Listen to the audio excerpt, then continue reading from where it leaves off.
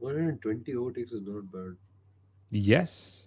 That's exactly what we want to open the live stream with, Soumil, Oh isn't wow, it? we're live. Oh wow, I got so immersed in looking at my Twitter feed and all the different things that have happened in the race. Even while commentating, Kunal, sometimes you can't have an overall landscape of what's gone down. And I think it's the first time in many months that we're actually able to discover more things that happened in this race, in spite of us commentating, which means it was a good race. It was a fantastic race, and all the pessimistic comments that everyone's had, including us, should we reconsider them, or should we just are we jumping the gun just based on one qualifying in one race? Or has Formula One swapped great racing for poor qualifying? Because what was happening till last year? Qualifying used to be fantastic. The gaps were so close. Everyone was, within a second, all 20 cars. Your the gaps are big. But in the races, at least the form factor that we called was pretty good, right? When last Sommel did you see and overtake for the lead lap after lap, lap after lap. And then by the end of it, the top five or two world champions chasing other drivers for race positions. I think it was very, very impressive. Are you complaining? Exactly. Who can complain about this? Who can complain about this? Even Ankita, who's just joined in the stream, is saying, "Hey guys, what a race! Man, Arvind did so good. Arvind Lindblad can't complain. We can't complain." Honestly, you're right about that, Kunal. When did we last see three cars fighting for the lead? When did we last see cars actually able to swap positions with each other in spite of there being a clear performance delta between both the machines? Like the Ferrari, say what you want about the strategy, and we will say what we want about the strategy, but we, they just weren't on the same level as Mercedes, but still they kept fighting, Kunal, for I don't know how many laps. Was it, what, 10, 12? It was longer. Yeah, it was 12 laps, right? Because till the first virtual safety car came out. And, again, we called this on the official broadcast on fan code when we were doing commentary. Typically, we'd see just the Max taking, battle to the McLaren's lap after lap. What would other drivers do? If you get overtaken or you make an overtake, you pull off a gap and you cool down your car. Russell and Leclerc, and then followed by Hamilton, were not doing that. They were at it hammer and tongs. And George Russell and Leclerc actually explained this post race. They said overtaking is more, but it's a lot more strategic, and how you use your battery. The battery was one of the reasons why George was able to make an overtake, and then because he's used up his battery, get overtaken by Leclerc. Now I know this is getting technical, and it's when we get technical we realize, but that may not have been a genuine overtake. But truthfully, when we saw it at over 300 kilometers per hour, it was fun. Yeah, well, for all the people saying it was not a genuine overtake, it was not a genuine battle. What is a genuine battle again? Like, does the energy that power the machine decide whether the battle is genuine or not? Like, if you look at Audi versus Porsche in LMP1 from the 2014 all the way to 2016, some of the best racing ever. Are you going to look at that and say it's not genuine? Rubbish. Like, what do you mean? What's a genuine battle, Kunal? A genuine battle is what we see in racing, right? I mean, there's always been a performance delta between cars when we've seen overtakes that have happened, when we've seen battles that have happened. And I believe in the first 12 laps, when they were also battling each other, they were battling equal cars. Otherwise, George could Yeah. have overtaken and pulled away. He couldn't. Leclerc could have overtaken and pulled away, and he couldn't. And Leclerc himself has admitted that Mercedes just seemed faster than the Ferraris in qualifying, but that was not so much in the race. And I think that gives us a lot of hope for the rest of the season. Yeah, exactly. It was just so much fun. Now imagine if the development curve brings Mercedes, Ferrari, and Red Bull together. Imagine if McLaren also are able to get better. And on merit, Lando Norris was able to keep Max Verstappen behind. I know Max had a different trajectory in the race, and his tires were obviously in a different state, and so was his mindset and whatever. But nonetheless, Max versus Lando was a legitimate battle. It went down to the last line. Bortoleto versus Lindblad was such a fun battle. Ocon versus Gasly was such a fun battle. Even Lindblad was in the middle of that too. Behrman Cadillacs and versus Lindblad. Dipset. Yeah, Yeah, exactly. lots of battles. And Frederick Vasseur has called this one of the most entertaining opening races of the season. And I'm not sure I fully agree with that. I mean, yes, our emotions are high because let's remember, we've all come from a very dull state of qualifying yesterday. So suddenly this candy was handed to us. And we're like, oh my God, that's the best candy in the world or whatever. But yes, lots of battles. Already a comment saying, just give Lando the title of the British Minister of Defense already. Was he defending Well, or was Max not attacking? I think Max just that was it. That was all that he had. Max didn't attack Lando apart from trying to pressurize him into making a mistake, which is also a form of attack. yeah, I think they reached the limit. You're right, Kunal. Like I think Red Bull Racing found their limit, at least for Melbourne. Like this car could be better at Shanghai or some other places, but I think that's all they had. That's all they Even with had. McLaren, like you Yeah. could see Lando doing what low 1 minute 23s at some point, where the Mercedes were doing 1 minute 22.8s and 122.7s or something. There were points where Lando was faster, but throughout the race distance, he just got stuck in his own traffic jam, and that's just the most average start to a championship defense. It's just what it is. That's all they have.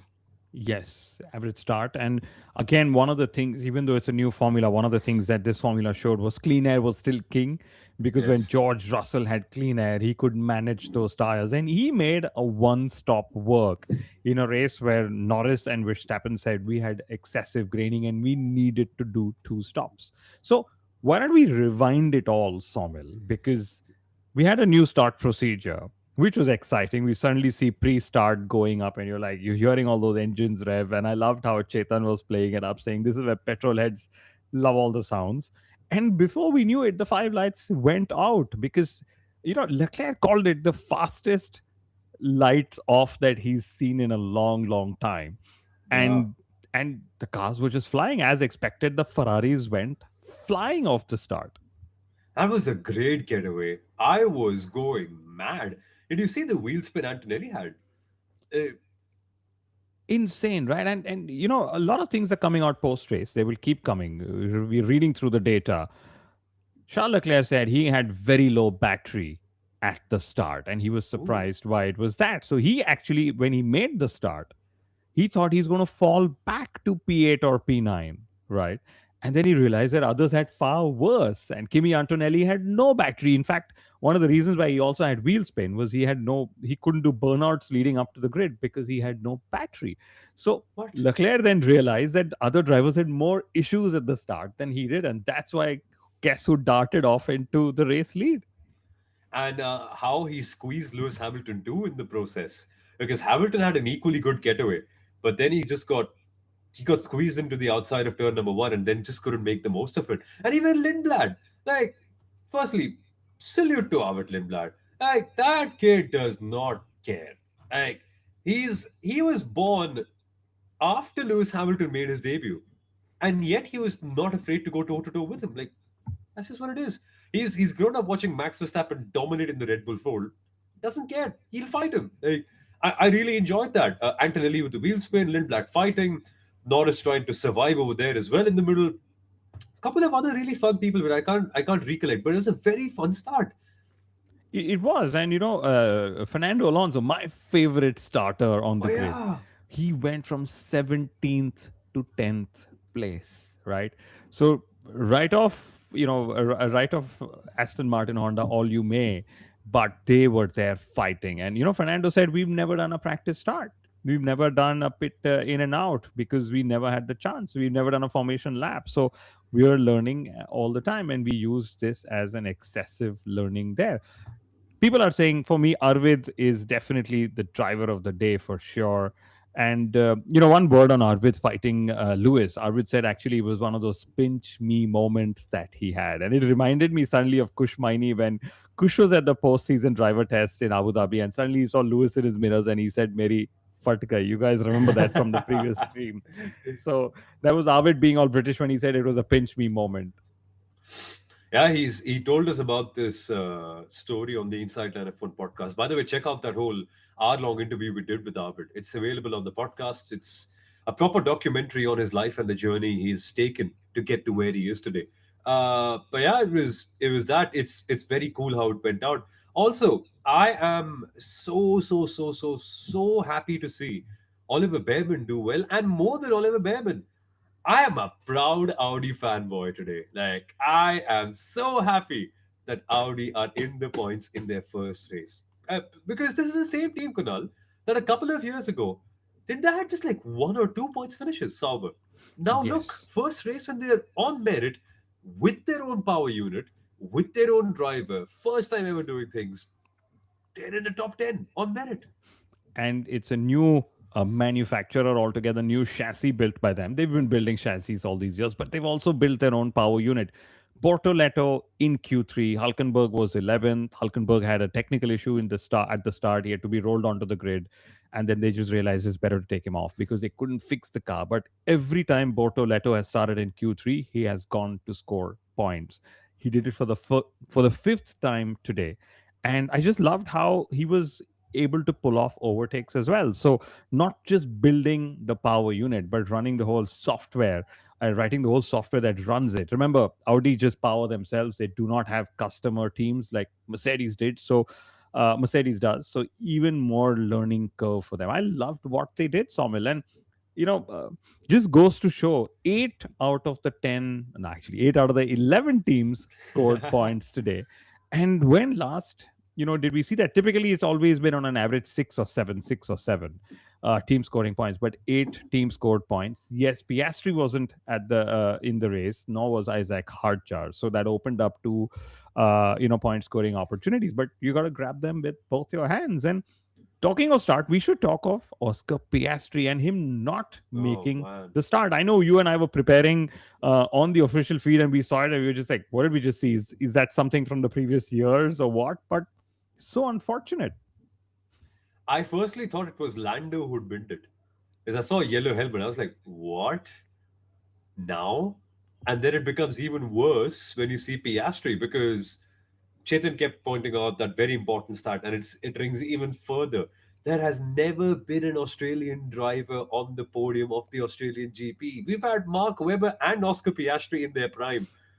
It's just never happened. There's some. We need to put it out there. There is an Australian driver in Australia curse. There's no other way to put it. The There way is a there's a curse, Kunal. Monegasque, the way there's a Monegasque driver in Monaco as well. The curse in Monaco, although he did break it He broke it, yeah. last year before last, he broke it. So maybe Oscar's got to wait one more year. But very interesting. Yesterday, everyone kept saying Max Verstappen driver issue, where he wasn't. It was an issue with his ERS. It was just. It was more what's the word? It was more aggressive than they were expecting it to be. Today, in the race, Oscar Piastri actually explained he had a 100 kilowatt power surge on Yeah. his power unit, something he never experienced all weekend. As soon as he went on that curb and he, changed his gear, and he said everything operated as it should, but he still just spun because he had excessive wheel spin. And this is where I think he's definitely complaining because he did what he's done all his life, which is go up a gear, right? But these this new formula maybe needs drivers to drive a little differently with these power surges and so on. We spoke of mistakes that drivers would make in the pre-race live stream. We actually saw a world championship contender, Oscar Piastri, make that mistake amongst many. Seriously, it can happen to anyone. We've got more questions as well on the chat. Let's answer them one by one. Firstly, Sandiam19 says Max definitely driver of the day. Proud of Arvid for sure. Max. Again, the thing is, it's so normal with Max doing what he's doing. So we should come to it in a second. But Abhinav Sinha's question is actually a very interesting one. Hey guys, what are your honest opinions about these regulations? Like, in my honest opinion, the overtaking is very artificial and it's just a game of cat and mouse. And also, do you think this is Mercedes' actual pace? Uh, let's break it down one by one. And I'm going to ask the same question again. What is an artificial overtake and what is a genuine overtake? Like, what? a Formula One car overtaking a Formula Two car is an artificial overtake. And then, if we just break it down, why do we say that? Because Formula One cars just have a massive performance delta, right? Uh, what we are used to, and I sort of feel, Abhishek out here, was that, you know, what we are used to is overtaking under braking, overtaking that's happening because, you've taken the wrong line or the right line, overtaking that's happening at the exit of corners, right? And I don't believe what we saw today was necessarily as artificial to the eye, because come what may, they were still going 300 kilometers per hour. They were still trying to block a driver. We saw Leclerc extremely aggressive in defense. Even Lewis. Even Lewis, we could see that the cars were able to, they could throw it into corners, and I believe the overtaking was less artificial than any one of us expected it to be. But like you said, what is artificial overtaking and what is real overtaking? I'd love to break that down someday. Yeah, I mean, listen, we're going to complain all our lives. When there was no overtaking, we said, oh, there's no overtaking. Now that we have overtaking, we're complaining and saying it's artificial or it's not genuine. Like, what? Like, And I can just add to what you said, because what did we have last year? You'd flip the DRS open, you'd overtake, and then you would just hope that you are able to pull that 2 second gap ahead, 1 second for the DRS so your driver behind doesn't get it, and 2 seconds so you're just comfortable and you're pulling at your pace, and the driver behind would just happily let you go, as well, because you wanted to have clean cooler air in your on your car. Clean air is king. But we didn't see that today, especially yeah, not in the first half of the race. The drivers were very happy to sit behind each other's wake, try and make that overtake happen in the braking zone, because that's again something that's different this year. The braking zones are much longer, which is one of the reasons why everyone's hoping that there will be more overtaking. So I would say let's not judge it too much on one race itself. After qualifying, my fears were compounded. I almost didn't sleep. I had to wake up at 4 in the morning, and I was just scratching my head saying, how am I going to deliver this on commentary? But when we actually started the race, my fears were, completely washed away, I would say. And I'm happy to give this more time after what we've seen today, Soumil. yeah, ditto, ditto, ditto, ditto. I just want to have a fun time on Sunday. I do not care. Put hydrogen, put jet fuel, put LPG. I don't care.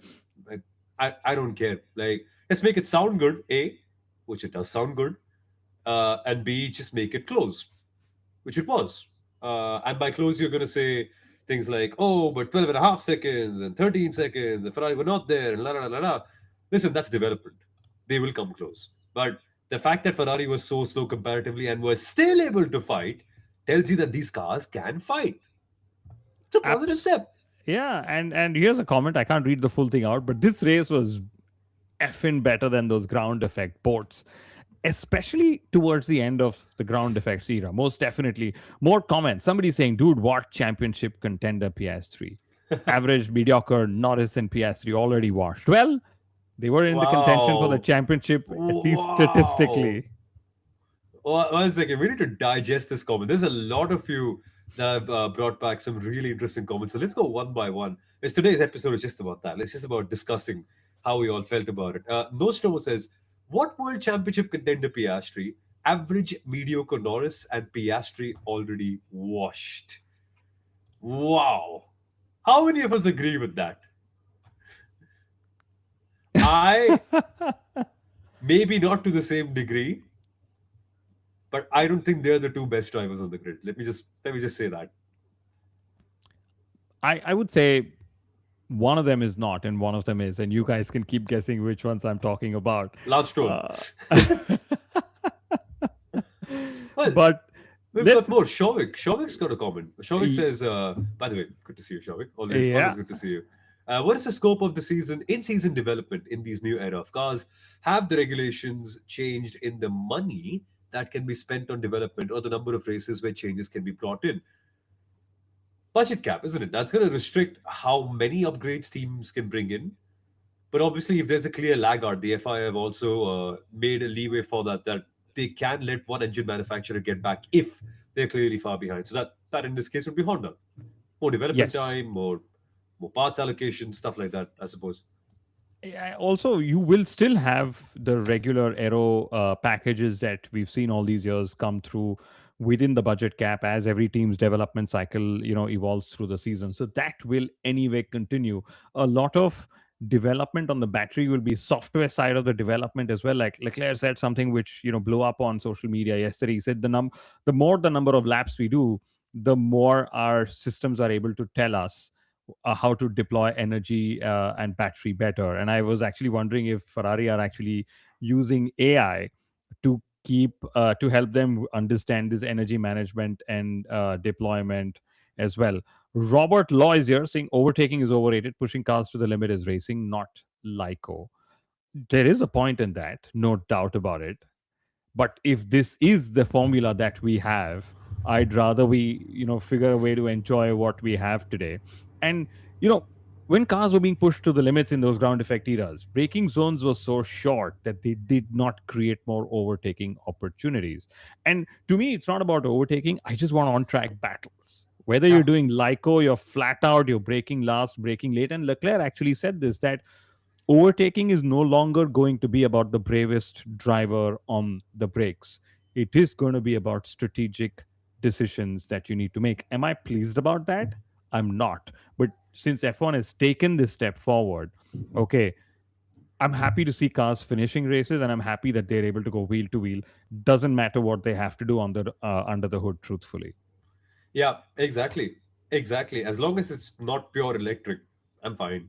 Like, you can like all you want. Like, it's okay. Like, the qualifying, no. Now that's where I want to draw the line. Like, I want them to be able to have. I don't know how they do it, but my solution for Formula One, even though they didn't ask for it, is have quali on full push. Like, just give just give everyone a full. I mean, I know it's going to be sounding very stupid because allocation and stuff like that and deployment is a big factor, but I just don't want battery to be a factor in qualifying. In the race, I do, because that's another variable, and more variables means better racing, very clearly. But in qualifying, I don't like the fact that they have to downshift at the start of a straight, or in the middle of a straight. However, if that happens in the race, I don't mind, because fuel saving has also been a part of racing for the longest time, and there were times in the past as well where you just have to lift and coast and just do that. It's not like it's a new concept. Lyco's been around forever, like as long as racing's been alive. So you can't just come back today and be like, hey, Lyco is new and it's anti-racing. Lyco's been there forever, lift and coast. I mean, so it's That's true, and KSGM has said something similar. Like, I don't want to watch Max pushing to the limit and pulling 20-second gaps, yeah, because that's the other side of racing as well. And Soumil, you've been called out by Sadhana saying Soumil just said Oscar Piastri is not one of the best. I love fickle, how fickle Soumil's love is. fickle. Yes, and Praveen Somehow has you know us better. Come on, fickle. I'm hurt. I just kidding. Art Yeah, of it's Racing is saying battery is a new curse word in the world of Formula One. Yes, at the moment it seems like it, especially in qualifying. Like I said, the previous eras of Formula One had beautiful qualifying sessions and terrible races. Based on a factor of one that we've seen in Australia, this era of qualifying had a disastrous qualifying session.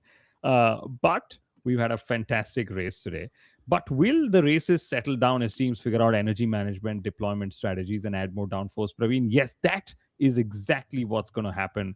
Leclerc has said, this is how we've started. It's great because I know we will continue to develop. There will be a development war that will not see Mercedes run away with this through the season. Because Samuel, you clearly said Mercedes is going to be constructors and drivers world champions. Do you still stand by that?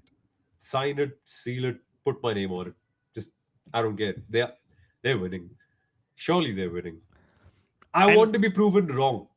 I want to be proven wrong. you want to be proven wrong. And Sandy is saying, I want to see Max pushing to the limits. It's Maxter class, pure adrenaline. I was hoping for that today. I was hoping to see more Yeah. from Red Bull powertrains, but I think Hadjar's unexpected retirement probably just pushed them into more conservative mode, saying, let's run and bank in all those points. But Max going from wherever at the back of the grid to the top five positions, it's was very good. And truthfully, if you were to break it down, Zeno MUFC. United fan. Let's go. Yes. He said, I don't think the race was great except for the first quarter. And that is bullseye because did Ferrari rob us of a great race? Why did they not pit under the virtual safety car? If they would have pitted, would they have battled Mercedes all race long? Lots of questions that will go unanswered forever, just like a lot of Ferrari strategies. I would assume so, wouldn't you? Like, because in clean air, there is no denying George is faster, and that's what he showed. But it's a big what if in my head as well, Kunal. Like, what if they tag teamed on George and just slowed him down? I wish they would Like, have done that, right? I wish they would have done that. And one of the reasons why Frederick Vasseurs, we called this so right on the broadcast, Soumil. My mind is getting flashbacks, right? That's why I'm getting all excited. So why did Ferrari not pit the virtual safety car? Because they were thinking, they knew that it's the first race of the season. They were seeing reliability issues. They knew more virtual safety cars would come. So they said, well, we'll wait a bit. But what was also compounding their decision was the tires were lasting better. They were not experiencing graining. So they said, why don't we just continue to push?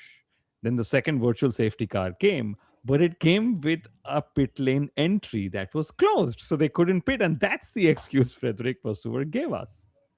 well, I mean, great. This is what the motor sport is all about. These are things that make it part of the sport. Like in football, you can complain about your left back going too far up and not have enough cover on the defensive side, so your center mid has to come back, and then there's an empty space in the middle. Like, this is sport. Like, this is part of it. Like the pit lane being closed and Ferrari having to go to an alternate start. It's part of the sport. There is no reason to complain.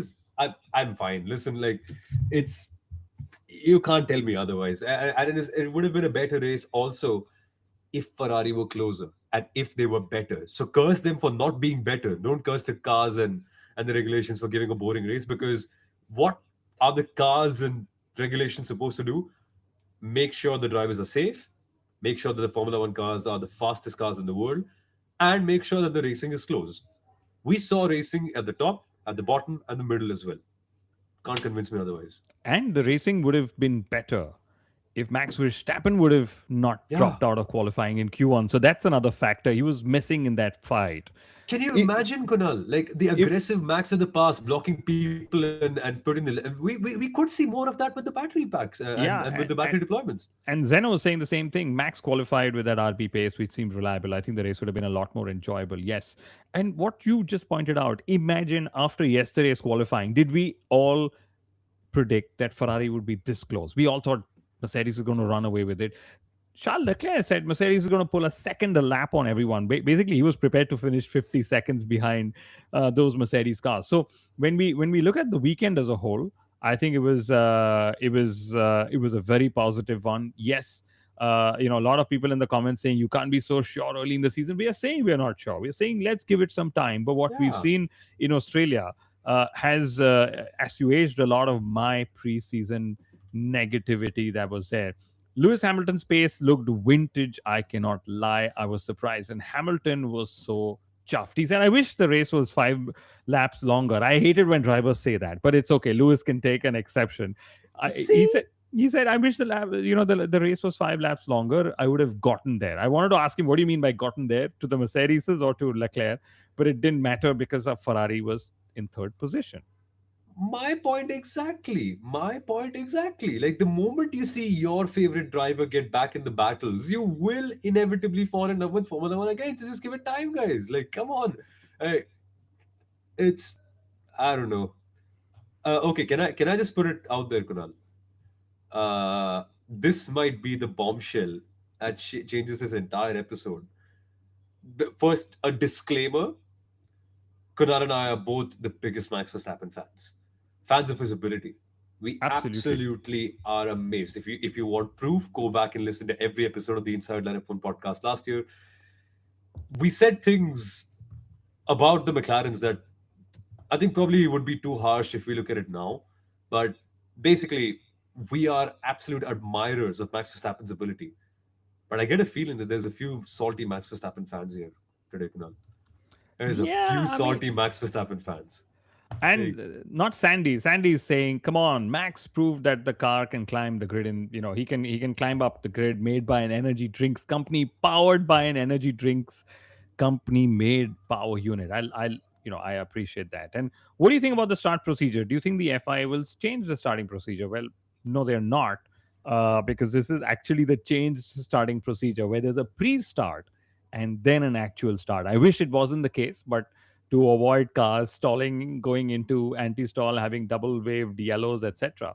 This is already the new starting procedure. What else have we got to talk about, Soumil? Cadillac actually Oh had yes, a 5 wheel pit stop. They changed the steering wheel on Bottas's car. I love saying that. it was a good race for Cadillac. I, actually, day in the life of Cadillac. Let's do the last couple of minutes before we wrap up, and it's only fair we go to Cadillac at the end because they were at the end. But Were they? They're not. They're not last in the constructors' championship. It's Aston Martin. oh yeah, So why should you go to Cadillac last? well, Aston Martin deserves a separate episode in the middle of the week, but we also got time constraints, so we'll adhere to that. But day in my life of Cadillac, falling mirrors, almost falling mirrors, broken parts, a car that stopped, a steering wheel change in the pit stop. What else? What else happened? Checo Perez had a penalty, or he was being investigated for rowdy racing, if you call it that. But I think it's a great debut for them. And I know I said this on our commentary feed, but I don't like it when they say just us showing up on time, having everything on time, participating in all the sessions, and finishing the race is mission accomplished. But I'm just like, guys, this is a world championship. You need to be fighting for a world championship, not participating in it. But that's just me. Maybe I'm being harsh. And the other teams that did not participate, Williams as well, right? Horribly slow. Horribly slow. What happened there? Horribly slow. Uh, Alex Albon, I can just read one of the interviews I was sitting in with, was, "You need pace to make progress," and we did not have any pace. That's it. I wrote this down. I said it's a very great thing. And he said the Williams are half a second to a second away from the midfield. He was 26 seconds off Haas's Esteban Ocon. seriously, Yeah. Can you imagine? you I mean, have the been gap. beaten by the gritty Haas. If you know, you know. Because if you look at the gaps were pretty embarrassing. The Ferraris were 15, 16 seconds off. And, early stint when they were battling, I believe they were just driving faster than they actually could drive, but they were just in the battle. So they said, just go for it. Go for it. They were telling both the drivers there. And then, of course, who else? Verstappen was 55 seconds behind, and, well, Norris was 51 seconds behind. And all the way up to seventh place was lapped. You said 17 cars would finish the race, and guess what? 17 cars did finish the race, although Lance Stroll finished 12 seconds behind Checo Perez, and 12 laps behind Checo Perez, Oh right? man, And 15 laps behind George Russell. So Stroll actually had this plan. He would do 30 odd laps. He would come into the pits. They would change a lot of settings, and he would go back and drive more just to collect more data. yeah, it's part of the process. But solid debut for Cadillac. Only 3 seconds off on an average. Good, good. Under 107. We should talk a little bit on. Actually, it doesn't make sense to talk about that. Zeno is saying we should talk about Isaac Hadjar. Great quali pace. Then with Max, great race. Both drivers looking competition ready. It's going to be a three-way race to the top. And I pretty much agree so, right? Yeah, yeah. I think it's going to be more fun. And by Sandy saying Lando and Max finished 54 seconds behind, that's terrible. Do better. Do better. I It's think it will converge. We've seen this before. Convergence is the word we use in Formula One. But Isaac Hadjar said it wasn't fun for him. They can't tell you the amount of issues I had in my car. And he said he would have actually fought for third or fourth place if he wouldn't have had an issue. And goes back to our point. Ferrari versus Mercedes with a Red Bull in the mix. would have been even more box office. So, of course, a lot of these interviews are transcribed on my Twitter handle. You're welcome to go follow me there, while Soumil uses Instagram out there as well. But what else have we got, Soumil Arora, Just before we one call last thing. this quits? Just one last thing. We need to address Max. Max is unhappy. Max is not happy about these cars. And I I'm understand seeing the why. clips. Yeah, ditto, ditto, ditto. So now what? Great racing, but unhappy drivers. And that's precisely what George Russell said. So, what are you going to do? The drivers are not happy, but y'all are getting great racing.